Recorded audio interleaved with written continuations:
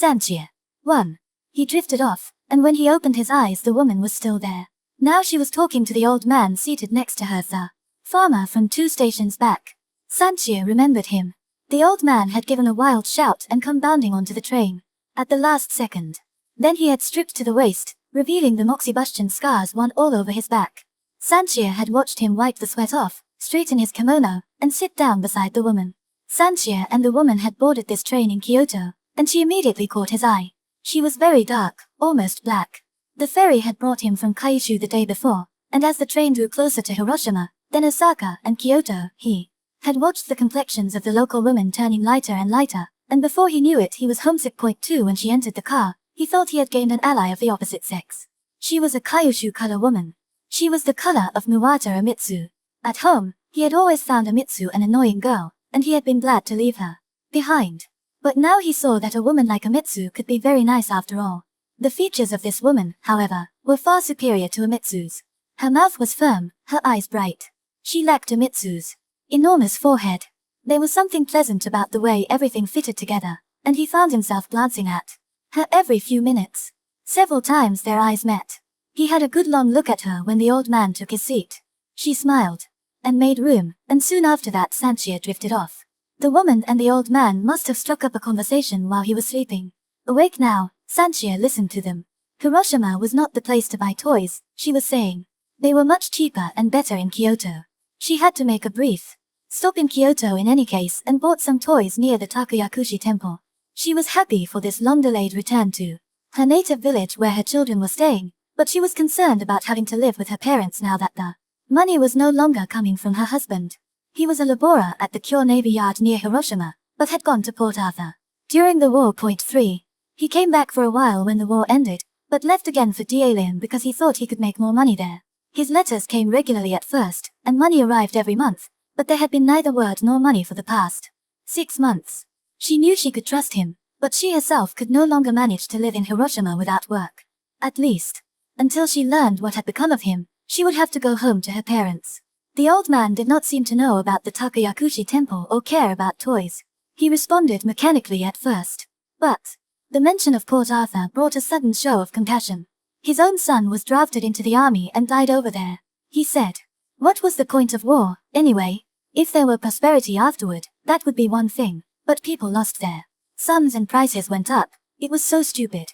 When there was peace, men didn't have to go off to foreign countries to make money. It was all because of the war. In any case, he said, trying to comfort her, the most important thing was to have faith. Her husband was alive and working, and he would come home soon. At the next stop the old man wished her well and stepped briskly from the car. Asterisk. 4 other passengers followed the old man out, and only one got in. Far from crowded to begin with, the car now seemed deserted. The sun had gone down, maybe that had something to do with it. Station workers were tramping along the roof of the train, inserting lighted oil lamps into holders from above. As though reminded of the time, Sanshiro started to eat the box lunch he had bought at the last station. The train started up again. It had been running for perhaps 2 minutes when the woman rose from her seat and glided past Sanshiro to the door of the car. The color of her obi caught his eye now for the first time. He watched her go out, the head of a boiled sweet fish in his mouth. He sank his teeth into it over and over and thought, she's gone to the toilet. Before long, she was back. Now he could see her from the front. He was working on the last of his dinner. He looked down and dug away at it with his chopsticks. He took 2, 3 bulging mouthfuls of rice, and still it seemed she had not come back to her seat. Could she be standing in the aisle? He glanced up and there she was, facing him. But the moment he raised his eyes, the woman started to move. Instead of passing by Sanshiro and returning to her seat, however, she turned into the booth ahead of his and poked her head out of the window. She was having a long, quiet look. He saw how her side locks fluttered in the rush of wind. Then, with all his strength, Sanshiro hurled the empty wooden lunchbox from his window. A narrow panel was all that separated Sanshiro's window from the woman's. As soon as he released the box into the wind, the lid appeared to shoot back against the train in a flash of white, and he realized what a stupid thing he had done. He glanced toward the woman, but her face was still outside the window. Then she calmly drew her head in and dabbed at her forehead with a print handkerchief. The safest thing would be to apologize. I'm sorry. That's all right. She was still wiping her face. There was nothing more for him to say, and she fell silent as well, poking her head out of the window again. He could see in the feeble light of the oil lamps that the 3 or 4 other passengers all had sleepy faces. No one was talking. The only sound was the ongoing roar of the train.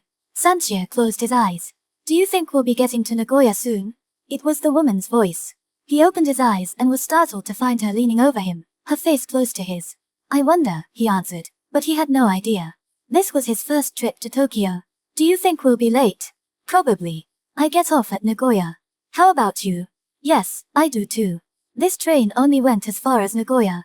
Their remarks could not have been more ordinary. The woman sat down diagonally opposite Sanshiro. For a while again the only sound was that of the train. At the next station, the woman spoke to him once more. She hated to bother him, she said, but would he please help her find an inn when they reached Nagoya? She felt uneasy about doing it alone. He thought her request reasonable enough, but he was not eager to comply. She was a stranger, after all, a woman. He hesitated as long as he could, but did not have the courage to refuse outright. He made a few vague noises. Soon the train reached Nagoya. His large wicker trunk would be no problem. It had been checked all the way to Tokyo. He passed through the ticket gate carrying only a small canvas bag and his umbrella. He was wearing the summer cap of his college but had torn the school patch off to indicate that he had graduated. The color was still new in just that one spot, though. It showed only in daylight. With the woman following close behind, he felt somewhat embarrassed about the cap, but she was with him now and there was nothing he could do. To her, of course, the cap would be just another battered old hat. Due at 9:30, the train had arrived 40 minutes late. It was after 10 o'clock, but the summer streets were noisy and crowded, as though the night had just begun. Several inns stood across from the station, but Sanshiro thought they were a little rich. For him, 3-story buildings with electric lights. 5 He walked past them without a glance. He had never been here before and had no idea where he was going. He simply headed for the darker streets, the woman following in silence. 2 houses down a nearly deserted back street he saw the sign for an inn. It was dirty and faded, just the thing for him and this woman. How about that place? He asked, glancing back at her. Fine, she said. He strode in through the gate. They were greeted effusively at the door and shown to a room, white plum number 4. It all happened too quickly for him to protest that they were not together. They sat opposite each other, staring into space, while the maid went to prepare tea. She came in with a tray and announced that the bath was ready. Sanshiro no longer had the courage to tell her that the woman was not with him. Instead, he picked up a towel and, excusing himself, went to the bath. It was at the end of the corridor, next to the toilet. The room was poorly lit and dirty. Sanshiro undressed, then jumped into the tub and gave some thought to what was happening. He was splashing around in the hot water, thinking what a difficult situation he had gotten himself into, when there were footsteps in the corridor. Someone went into the toilet. A few minutes later the person came out. There was the sound of hands being washed. Then the bathroom door creaked open halfway. Want me to scrub your back? The woman asked from the doorway. No, thank you, Sanshiro answered loudly. But she did not go away. Instead, she came inside and began undoing her obi. She was obviously planning to bathe with him. It didn't seem to embarrass her at all. Sanshiro leapt from the tub. He dried himself hastily and went back to the room. He was sitting on a floor cushion, not a little shaken, when the maid came in with the register. Sanshiro took it from her and wrote, Name, Ogawa Sanshiro. Age, 23.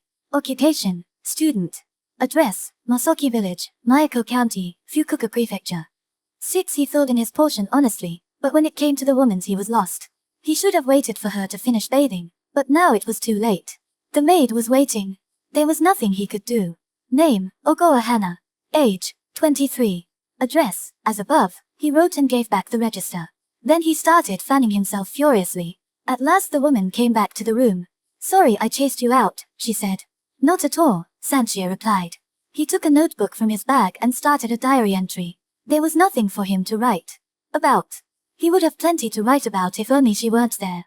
Excuse me, I'll be right back, the woman said and left the room. Now, writing was out of the question. Where could she have gone to? The maid came in to put down the bedding. She brought only a single wide mattress. Sanshiro told her they must have 2 mattresses. But she would not listen.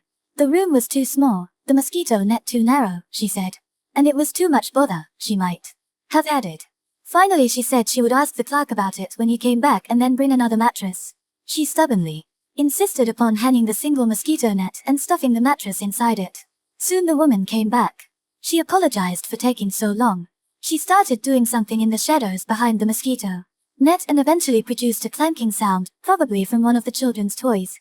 Then she seemed to be rewrapping her bundle, after which she announced that she would be going to bed. Sanshiro barely answered her. He sat on the doorsill, fanning himself.